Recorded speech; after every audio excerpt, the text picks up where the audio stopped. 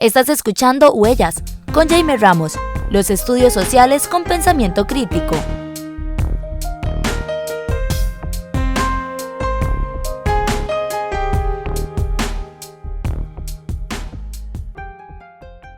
La globalización se refiere no a una condición estática o a un proyecto completo, sino a un proceso caracterizado por articulaciones relativamente nuevas en el poder social, no disponibles en las primeras etapas de los periodos históricos.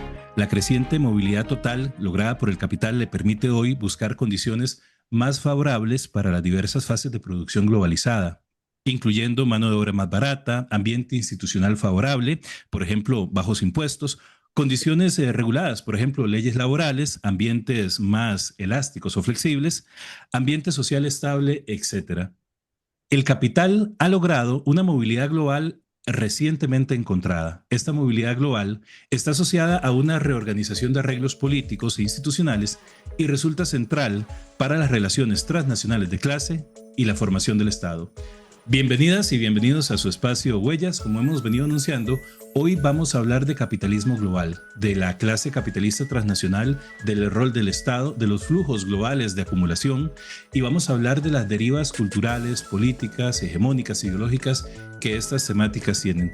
Para ello, como siempre, contamos con una persona especialista en este tipo de temas. Doctor William Robinson, bienvenido a Huellas. Pues al contrario, muchísimas gracias por invitarme y un saludo muy atento a las y los oyentes y videntes. El doctor William Robinson es doctor en Sociología y máster en Estudios Latinoamericanos por la Universidad de Nuevo México. También estudió periodismo y estudios internacionales por el Friends World College. También hizo pasantías en países como Kenia, Nigeria y en Costa Rica. Es profesor actualmente de Estudios Globales y Estudios Latinoamericanos Ibéricos en la Universidad de California, en la sede en Santa Bárbara.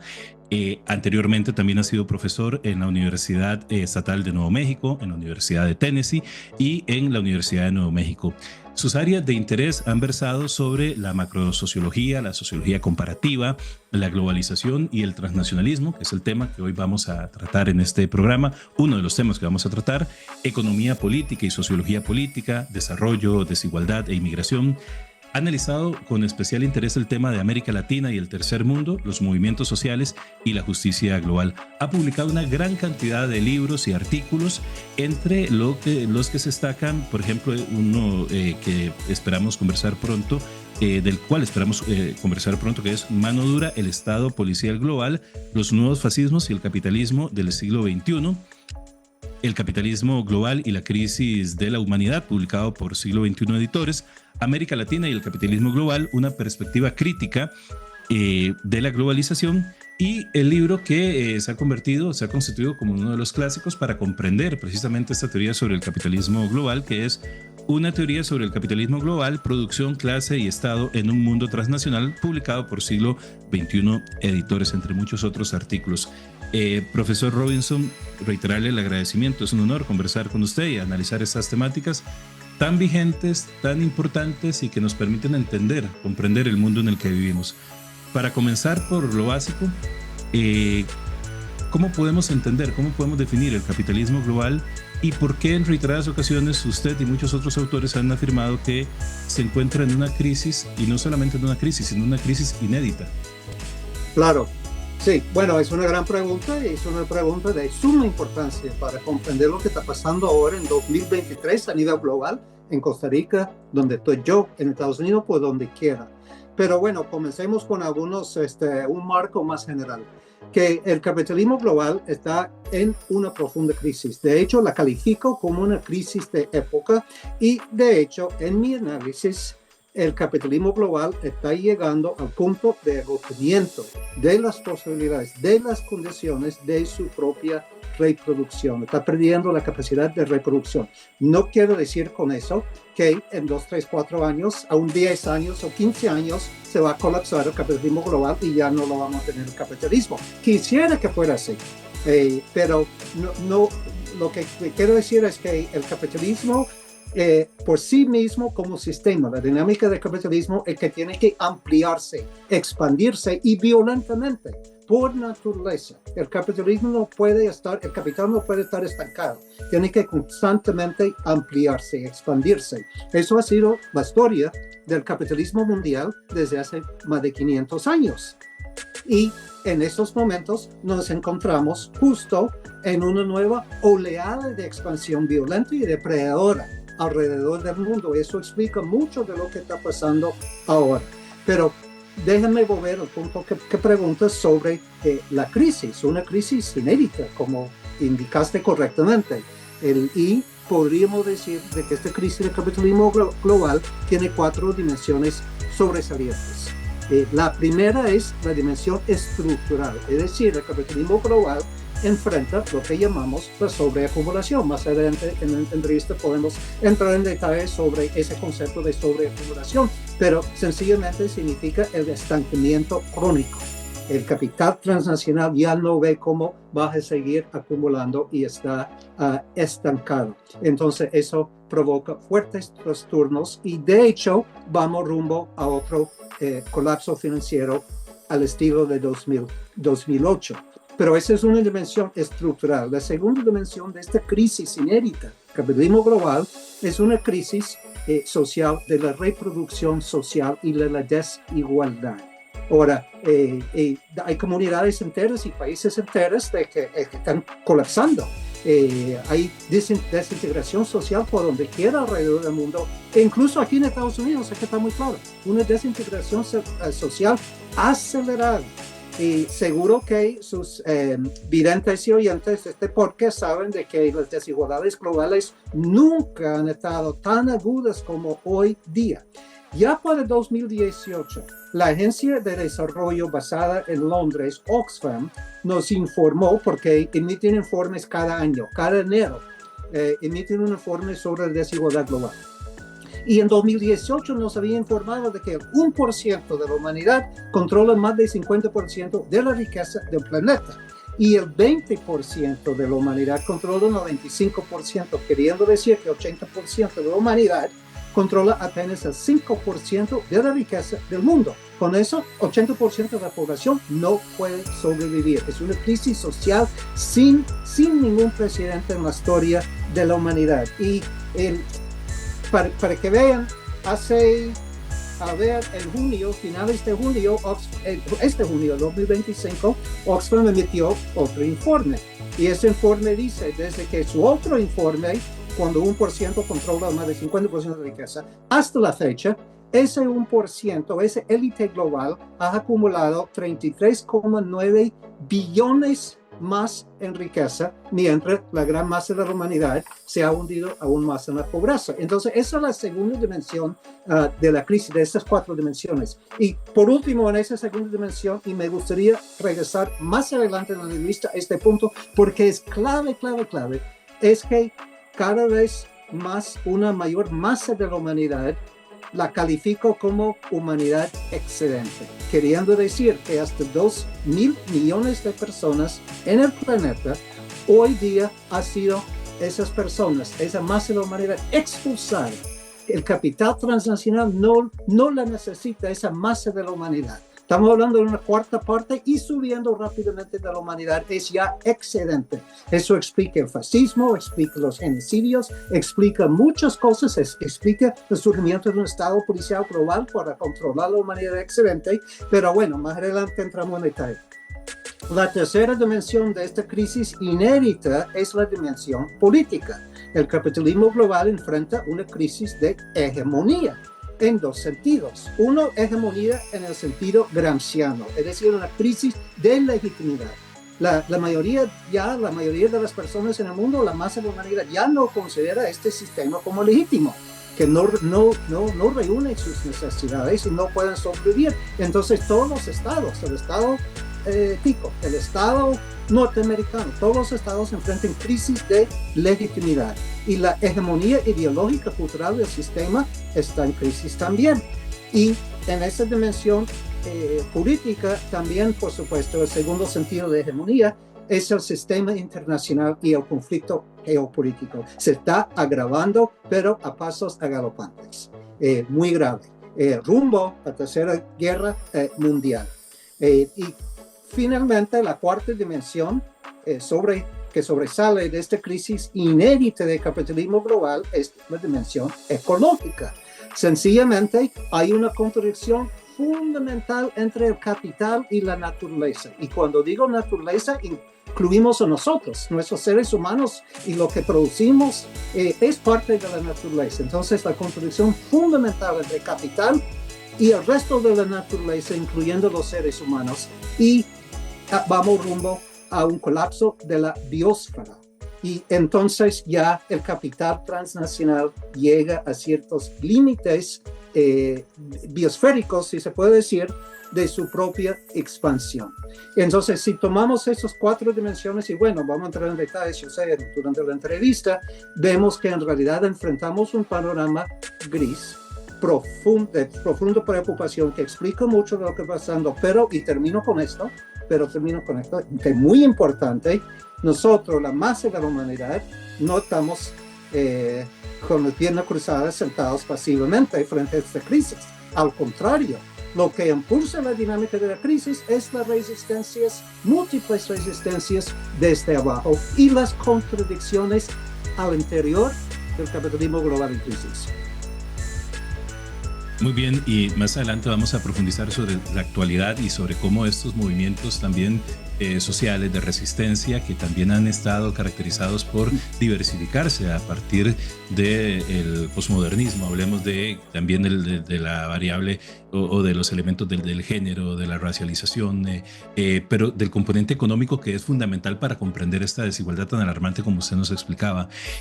Para ir precisando la dimensión teórica, profesor Robinson, me gustaría que tal vez trazáramos como la evolución que ha tenido el capitalismo, que usted en su libro lo explica, lo desarrolla a través de fases, para poder entender y caracterizar cuáles son las dimensiones que hacen que este capitalismo haya dejado de ser un capitalismo como lo era tal vez en la primera mitad del siglo XX, final del siglo XIX, para convertirse en un capitalismo global. ¿Qué lo hace global? ¿Qué elementos cualitativos, qué características lo hacen, y sobre todo cuáles son las fases previas del capitalismo para llegar a esta situación en la que estamos en la primera parte, en el primer cuarto del siglo XXI? Claro, sí, es una pregunta muy importante, y hay que comencemos reiterando que el capitalismo es un sistema dinámico que constantemente se va transformando. Bueno, la ley de la dialéctica es que todo el universo se va transformando. Lo único permanente en el universo es el cambio en sí, el cambio permanente. Entonces el capitalismo como sistema nace en esa fecha simbólica de 1492 y se va expandiendo, ampliando, y se va en toda esa historia de 500 y pico de años, se va transformando. Yo como sociólogo crítico uso el instrumento que llamamos periodización, porque sabemos de que los cambios cuantitativos, digamos la expansión de capital, abrir nuevos mercados, agarrar nuevos recursos, cambios cuantitativos siempre llegan a cierto punto de un cambio cualitativo. Y entonces podemos decir que el capitalismo mundial ha pasado por 4 grandes épocas en que una época llega a su máximo de desarrollo, enfrenta contradicciones y abre lugar a una transición a una nueva época cualitativamente distinta. Entonces el sistema comienza con el mercantilismo. El mercantilismo es un sistema de que los grupos dominantes, los capitalistas comerciales, tratan de controlar y ampliar el comercio mundial. El mercantilismo va de 1492 hasta otra fecha simbólica, 1789, que es la Revolución Francesa, y en realidad eso marca una transición cualitativa a una segunda etapa del capitalismo mundial, una segunda fase, que yo llamo el capitalismo competitivo industrial. Y claro que Marx está analizando el capitalismo mundial y escribiendo sobre el capital en pleno segunda época del capitalismo clásico, industrial competitivo. Y las contradicciones de esa segunda fase culminan a finales del siglo XIX, principio del siglo XX, en la transición, en crisis, porque siempre la crisis es el puente entre una etapa y otra etapa. En gran crisis, y da lugar a la tercera fase histórica, que es lo que algunos han llamado capitalismo monopólico, no tan mal el término, pero yo prefiero decir capitalismo cooperativo nacional, en el sentido de que las clases capitalistas se organizaron nacionalmente y se desarrollaron economías nacionales.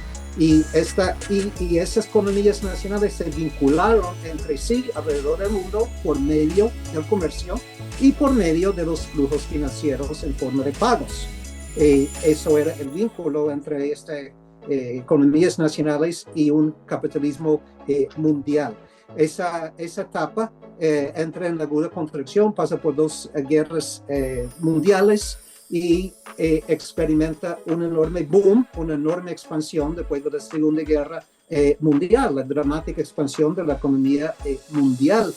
Pero ya en esa tercera etapa del capitalismo monopólico, nacional, cooperativo, entra en severa crisis en los años 70. Ahora, antes de entrar ya a explicar la cuarta época en que estamos ahora, que es la globalización, hay que explicar una cosa. El capitalismo por sí mismo también siempre entra en crisis. Crisis no es por casualidad. Por su propia naturaleza, el capitalismo produce crisis y no puede escapar nunca de crisis. Pero hay diferentes tipos de crisis. Y usted me dice si estoy hablando demasiado y si no, yo continuaré. Hay que ver de que hay tres tipos de crisis. Primero es cíclico. Cíclico es cada 10 años, se llama recesión. Casi como un reloj, se puede decir que cada 10 años hay crisis cíclica de recesión. Había recesión al principio de los años 80, al principio de los años 90, a viraje del siglo XXI, etc.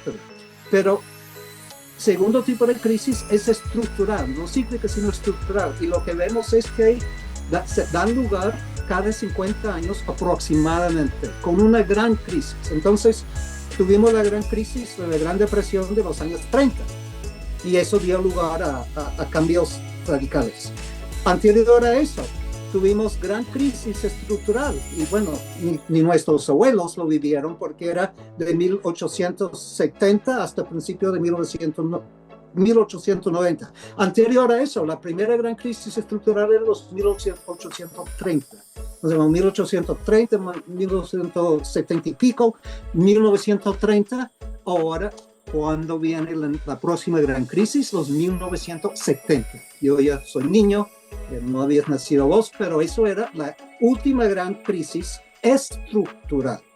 Y 2008, con el colapso financiero a nivel mundial, es abriendo así la crisis estructural en que nos encontramos ahora. Pero remontemos al punto y para seguir con el hilo, porque te me está preguntando las cuatro épocas del capitalismo. La crisis de los años 1970 se resuelve por medio de la globalización. El capital lanza la globalización para salir de esa crisis de los 70 y para escapar del Estado-Nación. Y así surge el capital verdaderamente transnacional. Y esto es algo cualitativamente nuevo. Los ejes dominantes de los capitales, de las capas de capital nacional, se integran tras fronteras y tras continentes, formando una fracción hegemónica del capital, que es el capital transnacional organizado ese capital cada vez más en la clase capitalista transnacional. Y así tuvimos anteriormente, como te acordarás lo que dije, que los Estados-naciones estuvieron vinculados por flujos comerciales, intercambio de productos nacionales y por los flujos financieros. Pero a partir de finales del siglo XX, entrando en el siglo XXI, hasta la fecha, se construye una economía globalizada, un sistema globalizado de producción, finanzas y servicios. Y la producción en sí se transnacionaliza. Hoy día un carro no se produce en ningún país, sino en 30, 40 países. Entonces la producción en sí se ha transnacionalizado junto con la transnacionalización del capital. Y cada país ha sido insertado pacífica o violentamente en el nuevo sistema globalizado de producción, finanzas y servicio. Y termino con esto, porque me está hablando desde Centroamérica y podemos ver claramente la transformación de Centroamérica y toda América Latina a partir de los años 70 y terminando el periodo de transición en los 90 con el neoliberalismo, la pacificación del neoliberalismo. Centroamérica se inserta en el nuevo sistema globalizado de producción y finanzas y servicios. Y la economía política de Centroamérica se cambia radicalmente. Ya no solo café y algunos productos agropecuarios sino la maquiladora, la producción industrial, el ecoturismo, etcétera, etcétera. Puedo explicar mucho. O sea, toda la transformación de la economía política centroamericana desde los 80 y 90 es la versión centroamericana de la globalización capitalista. Podemos comprender entonces, profesor Robinson, que la crisis estructural que se vive en los años 70 es una crisis que agota las posibilidades que el Estado-Nación le brinda al capitalismo para generar procesos de acumulación, y que en esa forma de solucionar la crisis el capitalismo lo que busca es transnacionalizar, es decir, dar un salto cualitativo en la forma de orquestar los flujos de acumulación del capital, elaborando, construyendo una élite capitalista, una clase capitalista transnacional, y por ende resignificando cualitativamente, como usted lo firma en el texto, el papel del Estado.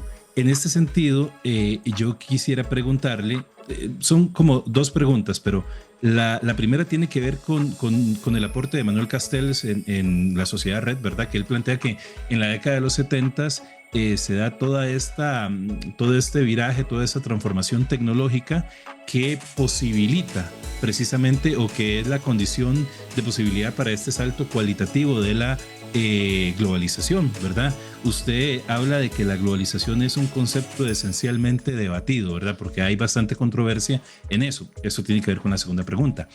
Entonces, siendo esto así, ¿qué papel juega? ¿Cuál es la dialéctica? ¿Cuál es la dinámica entre las tecnologías de la comunicación, la tecnología informática, la tecnología digital, para poder dar ese salto cualitativo hacia un capitalismo global? Es decir, ¿qué papel juega la tecnología en el establecimiento de un Estado transnacional, de una clase capitalista transnacional y de estos flujos capitalistas transnacionales? Y sobre todo, ¿por qué hablamos de que pasamos de una lógica del capital globalizado a lo que anteriormente fue una lógica del capital internacional, en donde las relaciones entre Estado-nación eran diferentes, eran más acotadas a lo que usted ha señalado como una visión a veces dualista entre el Estado-nación y lo internacional y lo global? Sí, mira, la cuestión de la tecnología es de suma importancia. Pero quiero decirle que yo tengo una diferencia epistemológica fundamental con Castells. Yo leí los 3 volúmenes, las 3 tomas de su obra magisterial, La Red, y también otros, leí casi todo que había escrito hasta muy recientemente. Pero el problema es que Castells tiene un análisis causal de la tecnología. La tecnología es causal para él. Para mí lo que es causal son las fuerzas sociales y clasistas en su lucha y su desarrollo de esas luchas, que empuje el capital en ciertas direcciones y empuje a las masas en otras direcciones también. Pero habiendo dicho eso, que no es la tecnología que produce la globalización. Son contradicciones sociales y radicadas en la economía política que producen ciertas tecnologías que facilitan y hacen posible la globalización. Pero hablemos de esas tecnologías. Entonces, surgen en los años 70 una serie de nuevas tecnologías que permiten el arranque de la globalización, nuevas formas de transporte, de comunicación, etc. Pero es en realidad la primera ola de tecnología digital que realmente acelera y hace posible la globalización. Estamos hablando sobre todo del Internet. La computarización, la informática, el Internet permite y facilita la globalización. Imagínate que vos tenés un carro cuyos insumos están producidos en 30, 40 países. Cada país o cada fase de esa producción de un carro tiene que coordinarse entre sí.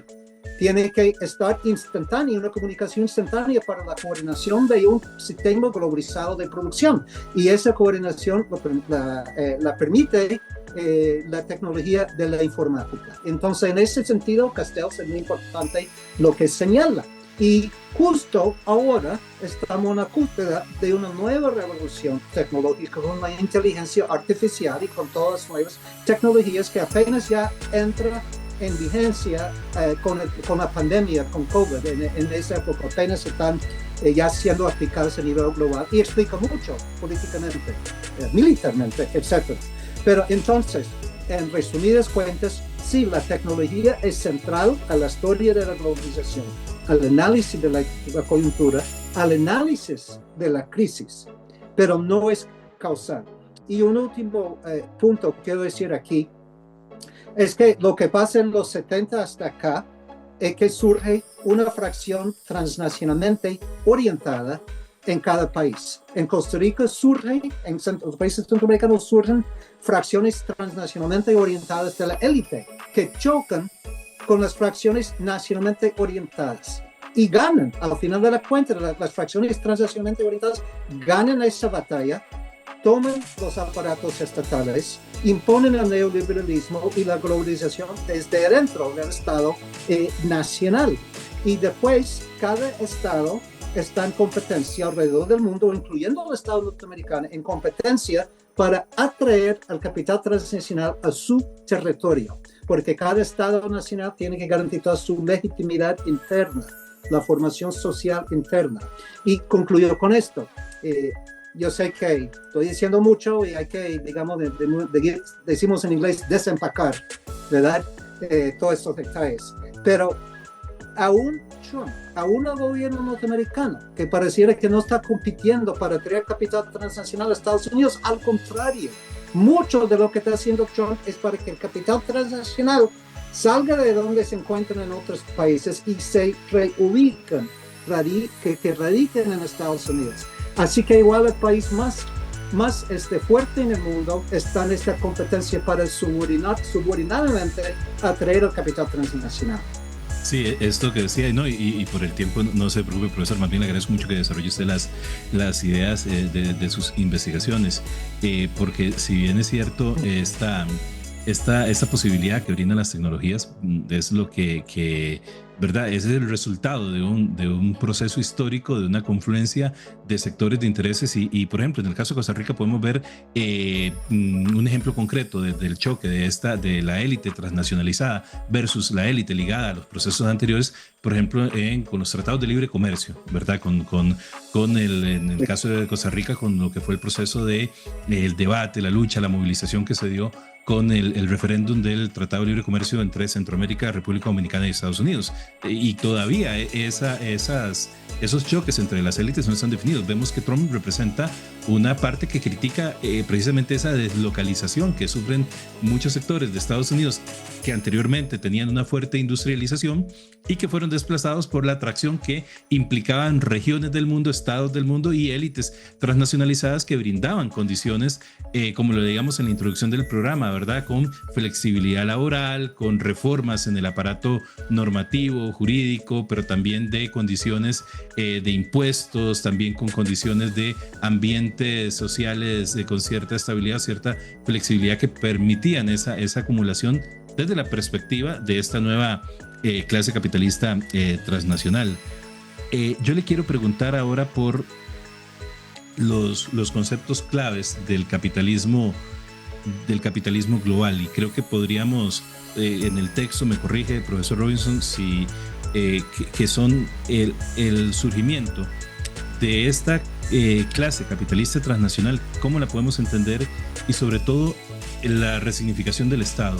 ¿Qué es un Estado transnacional, verdad? Porque a veces usted mismo advierte en el texto, bueno, no se trata de que hay un Estado mundial o un Estado, no, sino que el Estado en sí mismo adquiere unas dinámicas y unas dimensiones de funcionamiento, de relación social totalmente diferentes a lo que venía ocurriendo en la época anterior. Claro, y a veces me molesta, no me refiero a vos, me molesta que la gente sigue pensando, después de ya llevo a ver, el 2000 era la primera vez que publiqué algo sobre la tesis del Estado transnacional hace 25 años. Y todavía hasta hoy día personas dicen, no, profesor Robinson piensa que es un gobierno global y que el Estado-Nación no tiene importancia. Y nada por el estilo, nunca he dicho nada por el estilo. Al contrario, el concepto de un Estado transnacional es lo que llamamos una abstracción conceptual. Es un instrumento en la sociología radical, en las ciencias sociales radicales, es una abstracción conceptual que nos permite analizar lo que está pasando en el mundo. Y en ese sentido es extremadamente útil. Y lo que pasa es que la clase capitalista transnacional tiene un objetivo, y eso es andar alrededor del mundo buscando captar mercados, buscando abrir espacio para intensificar la acumulación, buscando nuevos recursos y cómo apropiarse de esos nuevos recursos. Va alrededor del mundo en esa búsqueda de ganancia y de acumulación, también va chocando con resistencias. Entonces necesita también aparatos represivos para controlar esa resistencia. Entonces el concepto del Estado transnacional es que reúne en redes, vastas redes informales, no formales, informales de instituciones supra y transnacionales como el Banco Mundial, el Fondo Monetario, las organizaciones regionales, todos los aparatos y agencias, organismos del sistema de las Naciones Unidas, todo eso, el G20, el G7, la Unión Europea de Asia, que acaba de reunirse, se me olvida en Asia, pero bueno, reúne todas estas instancias super y transnacionales junto con los estados nacionales, que no dejan de ser estados nacionales, sino la función del Estado Nacional transnacionalizado, como en Costa Rica, es promover la acumulación transnacional dentro de Costa Rica. Y hacer esa promoción de la acumulación transnacional en Costa Rica en sincronización con otros aparatos. Y eso lo vemos en la práctica a diario hasta el 2023. Un ejemplo muy reciente de que el Fondo Monetario acaba de otorgar un enorme desembolso de dinero a Argentina bajo Javier Milei. Pero Argentina está en crisis y creo que era el préstamo más grande en la historia del Fondo Monetario. Y entonces, ¿qué lo está haciendo el Fondo Monetario con ese préstamo a Argentina? Está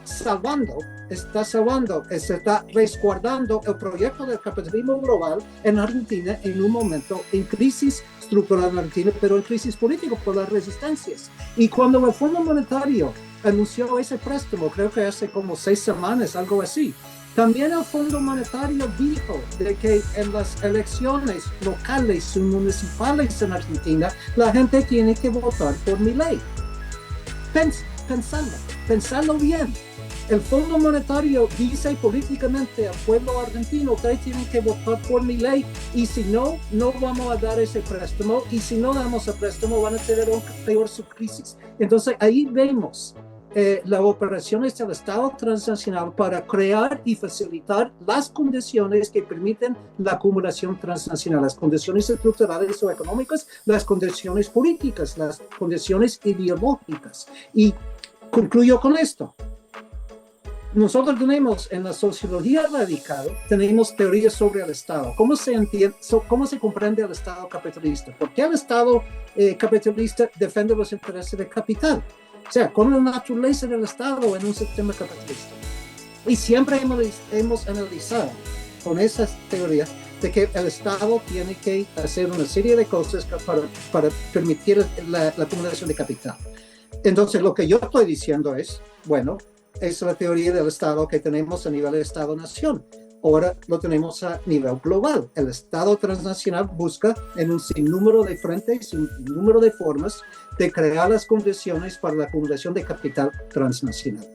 Sí, a mí me llama mucho la atención la discusión que planteas en el texto junto a otros autores más tradicionales digamos, cuanto a lo que es el Estado, ¿verdad? Y el Estado-Nación y esta dualidad que hablábamos antes entre lo que era el Estado-Nación versus la internacionalización. Y usted señala algo que es sumamente interesante, que habla de que esta resignificación o digamos, este salto cualitativo del Estado en lo global pasa por incluso desafiar elementos muy tradicionales de la definición del Estado. Hablamos de lo geográfico, de la territorialidad, de que no podemos entender que el Estado siga teniendo un papel, digamos, localizado, y que esto hace también entra en relación con un concepto gramsciano que se desarrolla, que es que precisamente que esta clase capitalista transnacional se constituye o intenta constituirse en un bloque histórico que requiere de una legitimidad, que requiere de una hegemonía, y que eso lo hace en colaboración con instancias estatales para reproducir. Y esto tiene que ver con algo que vamos a hablar más adelante, que es de nuestro interés como un podcast educativo, al final de cuentas, que es qué papel juega la educación transnacionalizada. Es decir, verdad, más adelante vamos a hablar de ese aspecto, pero entonces me llama la atención y me gustaría que se refiriera a este concepto del bloque histórico en lo global, y sobre todo también a esta ruptura de la dinámica del Estado con elementos incluso geográficos o identitarios o que tienen que ver con una concepción más tradicional del Estado-Nación, o que se había discutido en principios, mitad del siglo XX. Sí, excelente pregunta, y mi gran desafío es no hablar tanto, porque en realidad la pregunta abre la puerta a explorar muchas cosas, pero el concepto de gramsciano de un bloque histórico es esencial, porque la clase capitalista transnacional es como 0.01% de la población del mundo. Y creo que la cifra que manejamos ahora, la cifra oficial, es que 4 millones de personas que son multimillonarias en el mundo. Y 4 millones de personas es una pequeña fracción de la población. Ningún orden social puede estabilizarse y reproducirse sobre la base de menos de 1% de la población cuyas necesidades o intereses están siendo satisfechas. Siempre las clases dominantes, que son una pequeña minoría, menos de 1%, necesitan construir o atraer a su molín otras capas que se pueden reproducir, que benefician de una cierta estructura social histórica. Eso ahí entra Gramsci con el concepto de bloque hegemónico. Y entonces lo que vemos en la clase capitalista transnacional y sus agentes en los estados nacionales y en las instituciones trans y supranacionales se fueron construyendo un bloque histórico neoliberal en los años 80 y 90 que llegó a tener cierta hegemonía a nivel global, y esa hegemonía comenzó a su ruptura a viraje de siglo con la burbuja que se levantó del .com, pero en realidad a partir de 2008 el bloque histórico neoliberal que construyeron se viene para abajo, cada vez más desdibujándose, cada vez más desintegrándose, y por eso surgen ya otras fuerzas políticas, que es el autoritarismo, fascismo, trumpismo, etcétera, pero más adelante vamos ahí. Esa es la importancia de entender el bloque histórico, y la crisis estructural y sociales llevan siempre al desenvolvimiento de los bloques históricos. Pero hay un problema aquí, y es que mucha gente, y menos vos, yo no sé cuántos años tenéis y no necesito saber, pero somos de diferentes generaciones, y en mi generación crecimos con un paradigma entendiendo el mundo. El mundo es grandes conflictos geopolíticos, el Estado-Nación en rivalidad con otro Estado-Nación, con todos esos paradigmas que nos ayudaron a entender el siglo XX, siglo XIX, siglo XX. Pero mi generación se olvida de que lo único permanente en el mundo es el cambio permanente, la transformación permanente. Y entonces no podemos tener instrumentos y paradigmas del siglo pasado para entender 2023. Pero es el problema que todavía tenemos. Y entonces quiero dar algunos ejemplos muy puntuales y que esclarece la cosa. Primero, 2002. Argentina, se acordarán, tuvo 5 gobiernos en cuestión de semanas por tremenda crisis en que entró Argentina al viraje del siglo XXI, entrando al siglo XXI. Y en algún momento intervino el gobierno norteamericano. Y el gobierno norteamericano dijo al gobierno de Argentina: si ustedes no respetan los grupos que tienen bonos, o sea, que el gobierno argentino había metido miles de millones de dólares en bonos y declaró un moratorio sobre el pago de esos bonos. Entonces el gobierno norteamericano dijo, si usted no respeta eso, los dueños de esos bonos van a tener mucho problema con nosotros. ¿Y cuál es la respuesta de América Latina? Oh, el periodismo clásico, el yankee, etcétera, etcétera.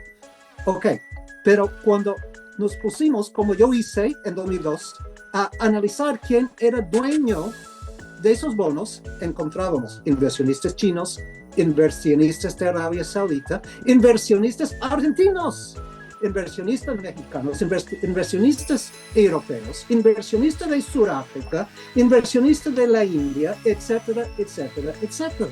Entonces, ¿qué es lo que vimos? Que los dueños de esos bonos eran capitalistas de toda parte del mundo, en síntesis la clase capitalista transnacional. Entonces, Estados Unidos no estaba interviniendo para defender, entre comillas, los intereses norteamericanos, sino claramente los intereses de la clase capitalista transnacional. Y los colegas, los camaradas de mi generación están trasnochados. Pero el segundo ejemplo es de 2025. Y Trump ha declarado la guerra arancelaria, es lo que estamos viviendo hoy mismo. Y alguna gente dice de que, bueno, es que Trump está defendiendo el capital norteamericano como contra capital de otros países. Y es un comentario, disculpe, pero absurdo y ridículo porque no tiene ninguna correspondencia con la evidencia. De hecho, los principales gremios capitalistas ubicados en Estados Unidos han salido fuertemente en contra de los aranceles. Los aranceles de Trump no los quieren los capitalistas transnacionales en Estados Unidos. La Asociación de Manufactureras, la Cámara de Comercio, todas las organizaciones gremiales del capital en Estados Unidos están en contra de los aranceles. Y además, Trump ha dicho en reiteradas ocasiones, miren ustedes, hablando al mundo de las corporaciones transnacionales, miren ustedes, vengan a invertir en Estados Unidos, les invito a invertir. Estoy poniendo aranceles para que salgan de donde están a invertir en Estados Unidos. Entonces, ¿qué es lo que nos dice eso? Trump no está en contra del capital ubicado en otros países, sino quiere que ese capital invierta en Estados Unidos. ¿Y por qué? Porque el Estado no es igual que el capital y el Estado necesita reproducir y defender y aumentar y agrandizar la formación social nacional, mientras el capital transnacional no tiene interés en el Estado-nación, tiene interés en acumulación por donde quiera, por donde se le ofrecen las mejores condiciones y beneficios para acumular y hacer ganancia. Bueno, hay mucho que desempacar ahí, ¿verdad? Vamos a ir a nuestra primera pausa musical, es la sección musical Acordes. Siempre le pedimos a nuestra invitada, a nuestro invitado, que nos sugiera algún tema musical que tenga relación con la temática que estamos discutiendo el día de hoy o que simplemente sea de interés. Doctor William Robinson, ¿con qué tema musical nos vamos a nuestra sección Acordes? Bueno, soy sacero.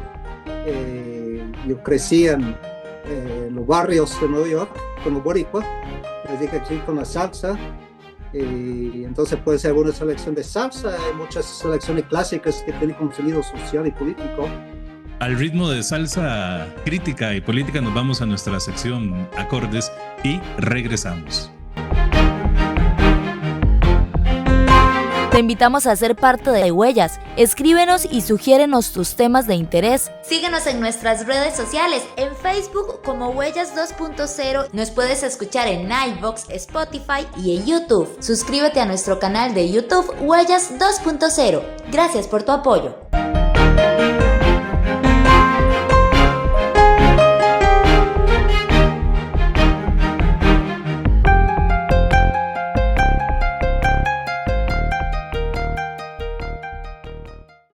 Regresamos, estamos en su espacio Huellas, el día de hoy conversando acerca de la teoría del capitalismo global, de una teoría del capitalismo global, y conversamos con su autor, con el doctor William Robinson, doctor en sociología, máster en estudios latinoamericanos de la Universidad de Nuevo México, quien ha publicado una enorme cantidad de artículos, de libros que analizan pues la globalización, el capitalismo en esta fase de la globalización, el rol del Estado transnacional, pero también la resistencia que se ubica en esa globalización, y también cómo se reconfigura el mundo a partir de estos procesos en el capitalismo global.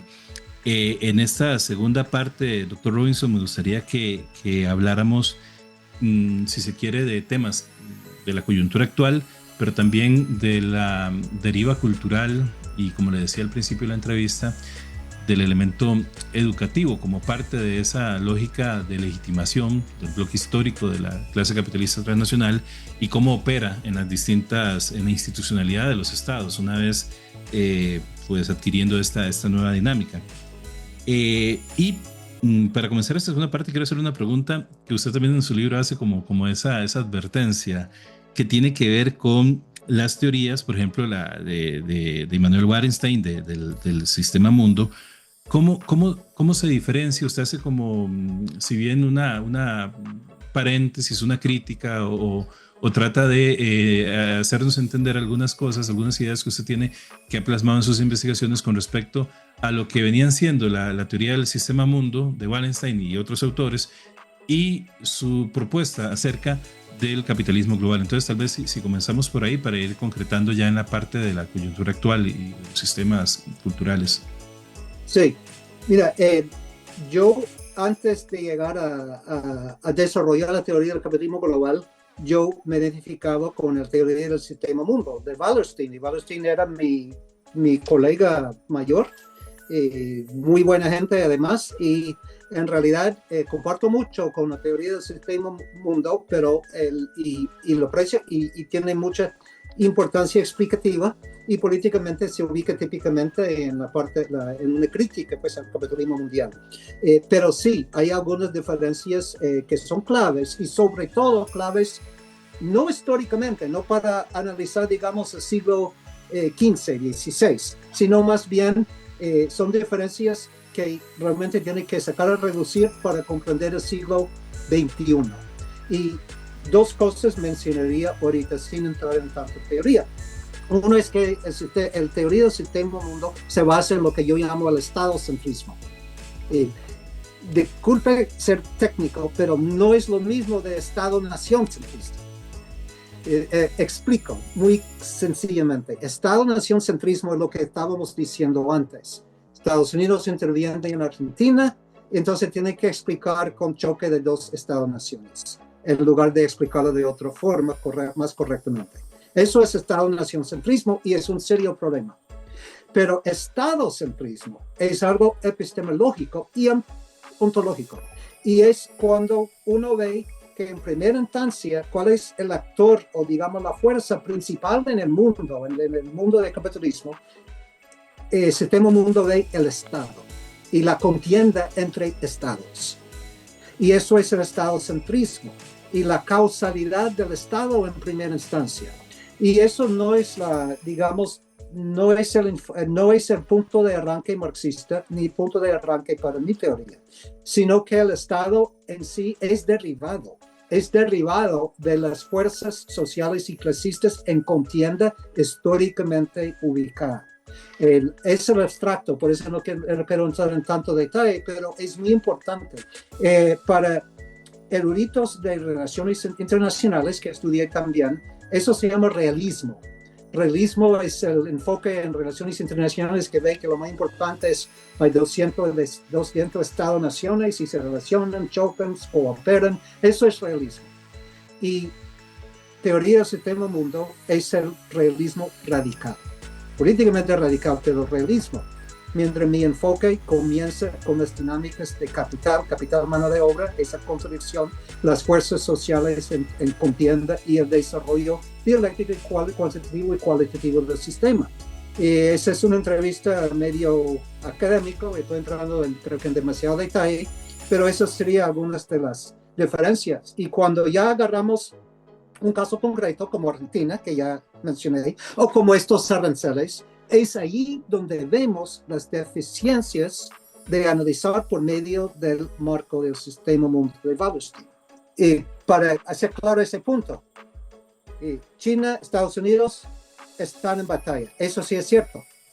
Pero el sistema mundo dice porque China quiere ser el poder hegemónico global, Estados Unidos se está perdiendo su hegemonía y eso se explica. Y para mi teoría del capitalismo global es parte de la historia, pero la historia no comienza así, ahí. Usted también hablaba de que, si mal no recuerdo, hacía también una crítica y rescataba algunos elementos importantes de lo que son dos corrientes del pensamiento, tanto el posmodernismo como y previo a ello el postestructuralismo, y que usted decía que en gran medida, sobre todo el posmodernismo, pues amplió los marcos para comprender y articular las luchas y la resistencia y sobre todo complejizar esos procesos de resistencia y sobre todo entender cómo operaba el capitalismo en las distintas dimensiones de lo humano, de lo social, de lo político, de lo cotidiano, pero que consideraba que también resultaban como elemento metodológico hasta cierto punto insuficiente para comprender precisamente el mundo. Entonces quería preguntarle por sus críticas al posmodernismo y derivado de ello del postestructuralismo también en relación a su teoría del capitalismo global. Claro, pues es una enorme pregunta, no sabría dónde comenzar y dónde terminar, así que muy breve, más bien mi respuesta muy breve, porque o se aborda con unos cuantos comentarios o se aborda con mucho tiempo. Pero para mí surge, bueno, el postmodernismo, el postestructuralismo, claro, nos ofrece elementos muy importantes para digamos, comprender los matices de nuestra realidad, donde anteriormente no veíamos, para incluir también sujetos históricos como raza, género, etcétera. Aunque los marxistas también, los buenos marxistas siempre hemos tratado de raza y género. Y las mejores feministas, o sea, la mejor teoría que explica la opresión de la mujer para mí ha sido siempre las explicaciones marxistas que vienen de las mujeres marxistas, como Silvia Federici, por ejemplo, que seguramente conocen, pero bueno, ofrecen algo, pero el problema es que el postmodernismo y el postestructuralismo es producto de la derrota histórica de la izquierda y de las enormes deficiencias de la izquierda del siglo XX, y también es respuesta a la ofensiva de la clase capitalista transnacional, del sistema capitalista. Mencioné la crisis de los años 70 y esa crisis abarca una oleada expansiva y una ofensiva de las clases dominantes, una fuerte ofensiva de las clases dominantes a nivel global. Y como parte de la ofensiva tiene su dimensión ideológica, y su dimensión epistemológica, y su dimensión cultural. Y entonces, en parte, teorías postmodernas y teorías postestructurales entran ahí, y hay muchas cosas que puedo decir, que por ejemplo, descartan el concepto de la totalidad. Ahora, la totalidad significa de que cada cosa en el universo está relacionada con cada otra cosa en el universo. Y imagínate abandonar esa comprensión del universo y decir que hay cosas que existen en su propia existencia independiente. Y entonces el postmodernismo dice raza existe independiente, clase independiente, género independiente, le dan una ontología independiente de estas cosas y fuera de su conexión con el resto de las cosas, fuera de la totalidad. El concepto de la totalidad es una forma revolucionaria de pensar. El concepto de desagregar y no reconocer una totalidad es una forma parcial que realmente termina no siendo un ataque contra el sistema en que vivimos. Además, postmodernismo y postestructuralismo abandonaron la categoría de clase, y tanto como categoría analítica, conceptual, teórica, como sujeto. Aquí en Estados Unidos, los postmodernistas, los postestructuralistas tienen, bueno, no sé si eso es la otra cosa de la educación. Estados Unidos exporta estos conceptos a otros países que comienzan a tener su propia vida en otros países. Entonces, aquí en Estados Unidos la frase es clase, raza, género.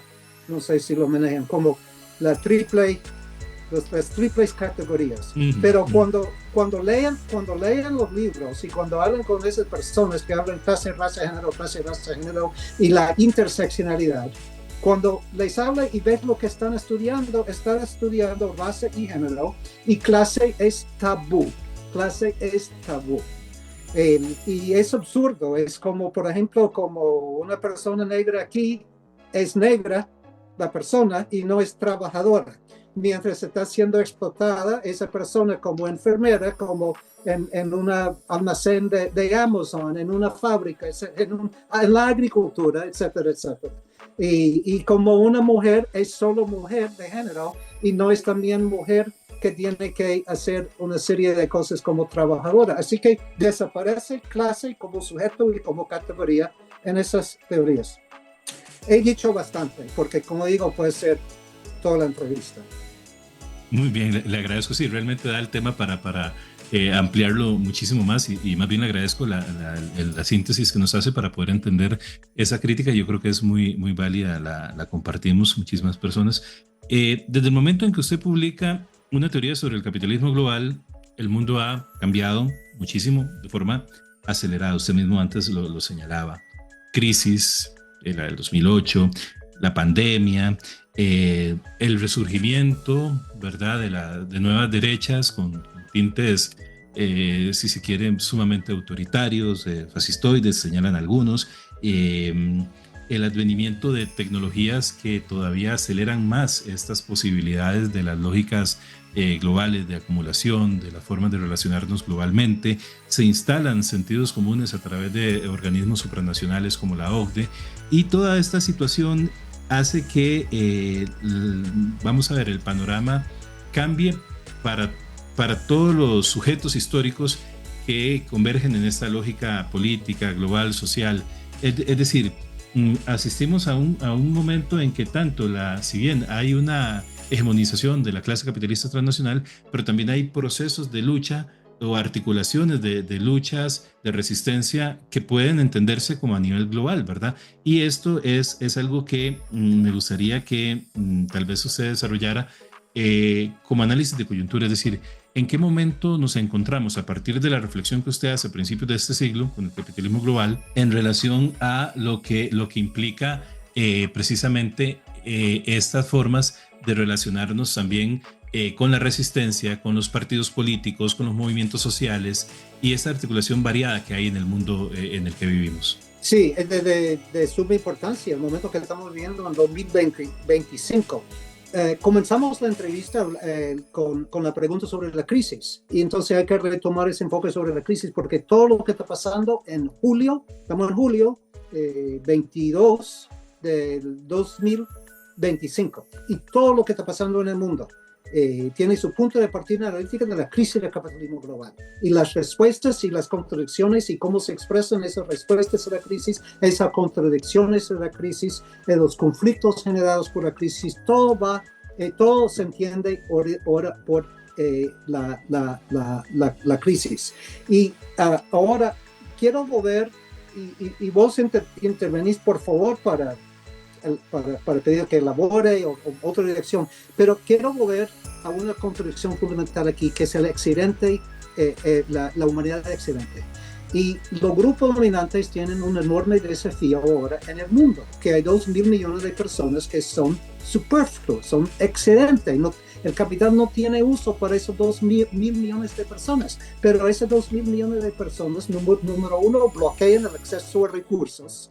Segundo, están en resistencia y tienen que ser contendidos. Entonces se va construyendo el Estado policial global con doble función, que es lo que estamos viviendo hoy mismo, y estamos viendo una escalada del Estado policial global justo con la construcción de sistemas fascistas, autoritaristas, nuevas dictaduras, etc., trumpismo, etc.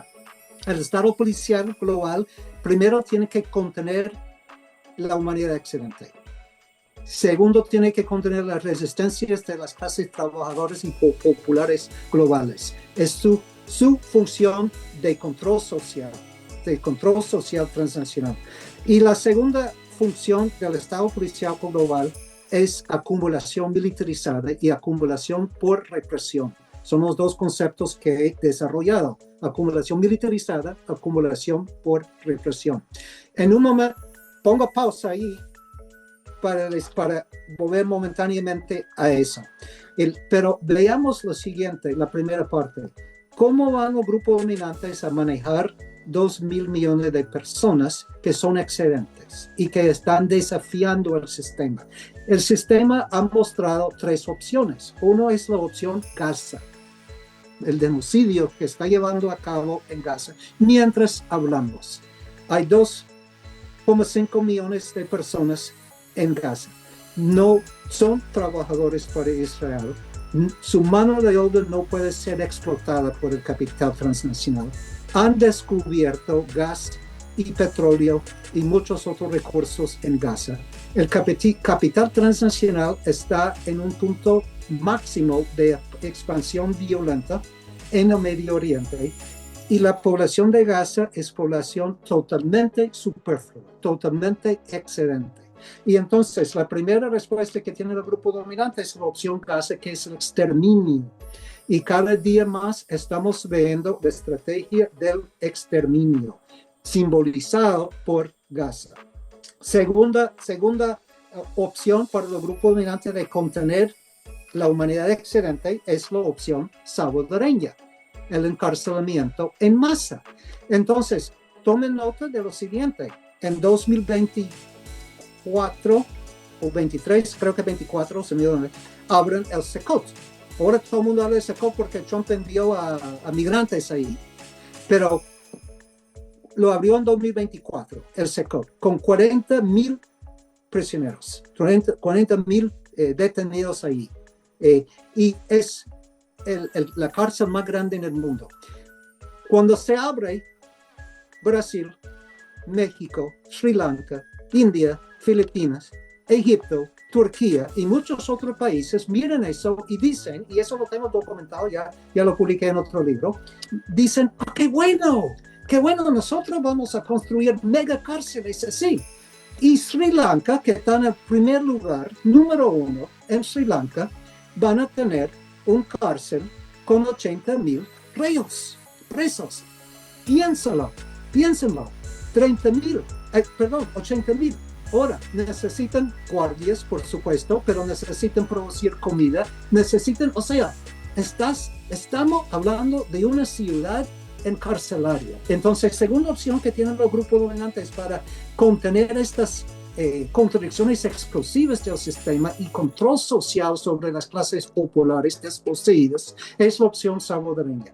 La tercera opción es la opción Sudán o la opción Congo, y es el abandono. No le vas a echar a centenares de miles de personas en la cárcel, ni tampoco le van a cometer genocidio. Simplemente le van a rodear y abandonarlo, no lo pueden escapar, y ahí pueden morir de la hambre, y pueden morir sin acceso por enfermedad mental, pueden morir por cualquier cosa. Aquí tenemos esa versión. Hay comunidades rurales donde cada año aquí en Estados Unidos más de 100,000 personas mueren de opioides, de sobredosis de opioides. ¿Y quiénes son? Son comunidades enteras abandonadas, no tienen empleo, no tienen hospitales, no tienen esperanzas, y entonces usan opioides para tratar de aliviar su estrés, su ansiedad, y abandonados y mueren. Y eso alrededor del mundo, los grupos dominantes. Opción Gaza, opción Salvador. Digo opción Sudán porque es igual. Hay dos bandas en contienda en Sudán, que la población sobrevive o no sobrevive, no les importa los grupos dominantes. Ok, concluyo regresando a la segunda función del Estado policial global. La primera función, repito, es el control social transnacional de la masa desposeída. La segunda función es acumulación, queriendo decir de que hay una crisis de sobreacumulación, hay una crisis de estancamiento. Capital transnacional no sabe dónde puede abrir nuevas oportunidades de acumulación. ¿Cómo puede seguir acumulando frente al estancamiento? Por medio de la militarización y la represión, que se vuelven empresas altamente rentables. Y por eso tenemos el rearmamentismo alrededor del mundo. Trump acaba de aprobar $1 billón en militar, casi 200,000 millones de dólares para perseguir y reprimir a inmigrantes. Europa va a subir su presupuesto militar de 2% a 5% del PIB, que es increíble. La India, China, Japón, Egipto, México, todos han anunciado para el 2025 un fuerte incremento en sus presupuestos militares. Y cuando estudiamos esta militarización, vemos que esos gastos estatales los estados los pasan directamente a las corporaciones transnacionales que tienen que ver con la industria militar industrial y la alta tecnología.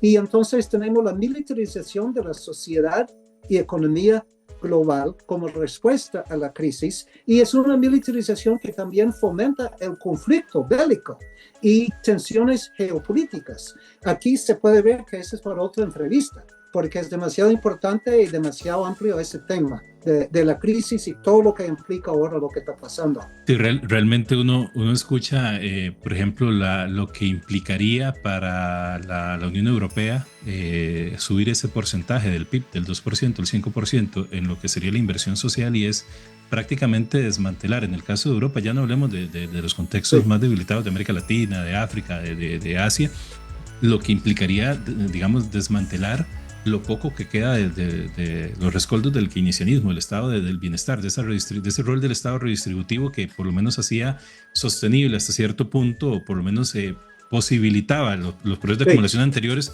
que usted explicaba. Es prácticamente aniquilar lo que queda de esa posibilidad de que el Estado intervenga, dejando en el olvido, en el abandono a miles de personas que van a estar decía Boaventura Sousa Santo, del otro lado de la línea. Es decir, es una línea donde ya no entra lo legal, no entra, simplemente son de desecho, ¿verdad? Catalogadas de desecho, como usted bien decía. Exacto. Mira, tengo que interrumpirte ahí porque es demasiado importante. Hay que ver una cosa.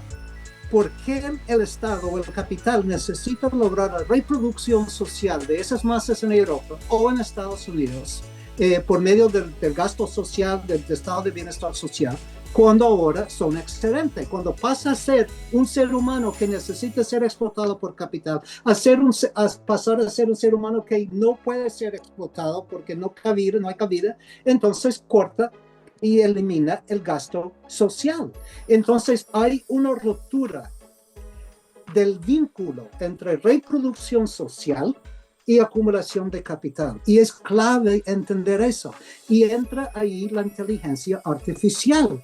Entre más la inteligencia artificial reemplaza a la mano de obra humana, esa mano de obra humana se convierte en excedente. Cuando se convierte en excedente, no necesita gasto público en reproducción social, en salud, en educación, en bienestar social, en seguro de desempleo, en pensiones, etc. Y por eso acelerado ataques contra el gasto social y reemplazarlo con el gasto militar. Hay que estar bien claro, y eso se vincula cada aspecto de lo que está pasando con cada otro aspecto. Quería preguntarme sobre educación, yo sé, y aquí entra la cuestión de educación.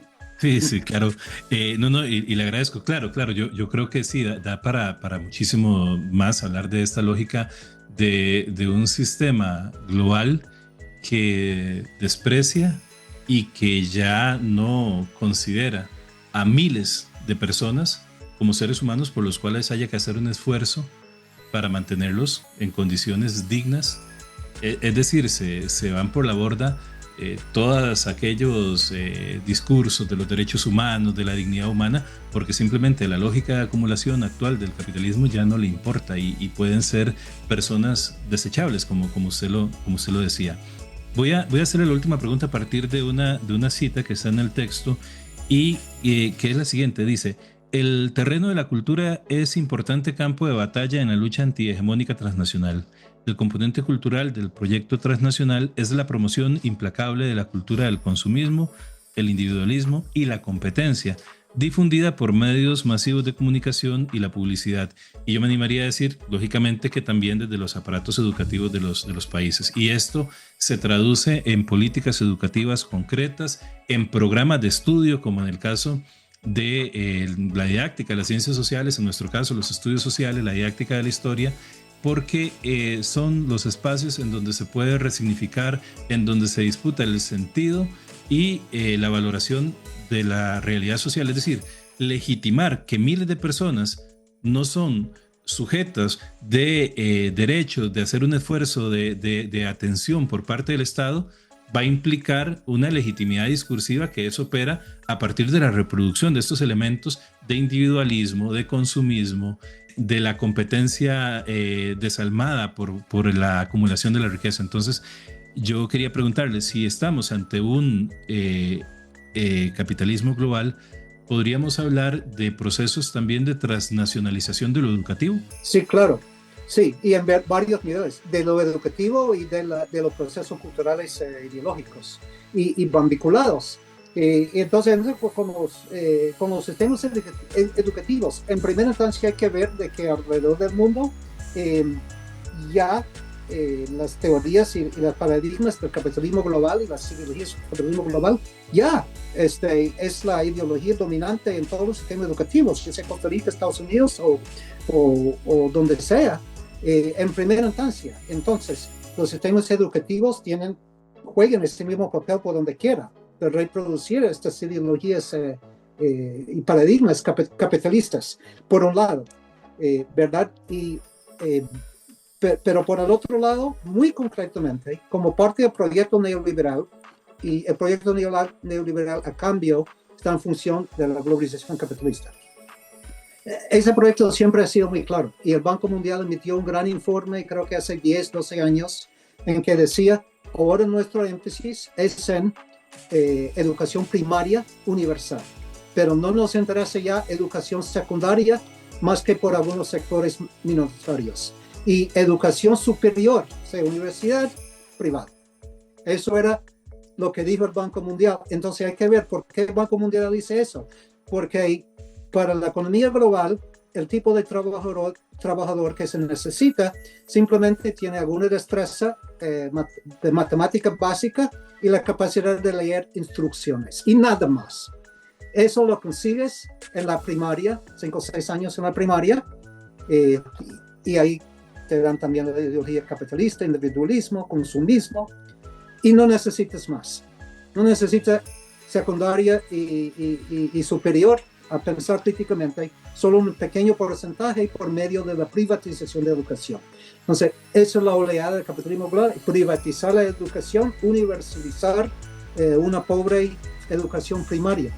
Pero eso era hace 10, 12 años el Banco Mundial, pero ahora está pasando otra cosa, que ya no vas a ser un trabajador desadiestrado que solo necesita leer instrucciones y sumar 2 más 2. Ahora vas a ser un desempleado permanente, un excedente. Entonces ni siquiera necesita primaria. Y por eso estamos viendo aquí en Estados Unidos y en otras partes hasta proyecto de diezmar la educación pública totalmente. Eso es lo que está pasando aquí en Estados Unidos. Y entonces, para concluir la entrevista donde comenzamos, con la cuestión de la dialéctica, cada cosa está relacionada con cada otra cosa.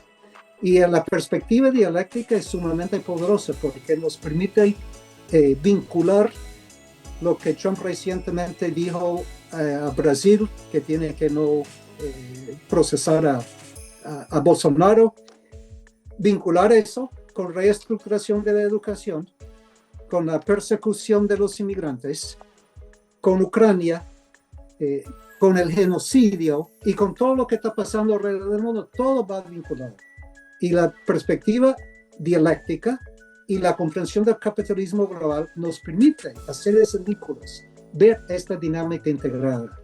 No sé si me explico.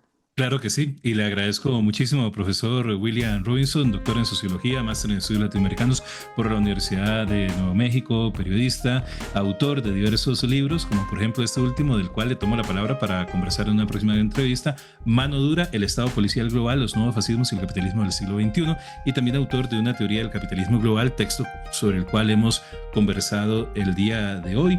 Profesor de Estudios Globales, Estudios Latinoamericanos y Ibéricos de la Universidad de California, sede de Santa Bárbara. Muchísimas gracias por haber compartido sus investigaciones y sus aportes en Huellas. Al contrario, muchísimas gracias por la invitación.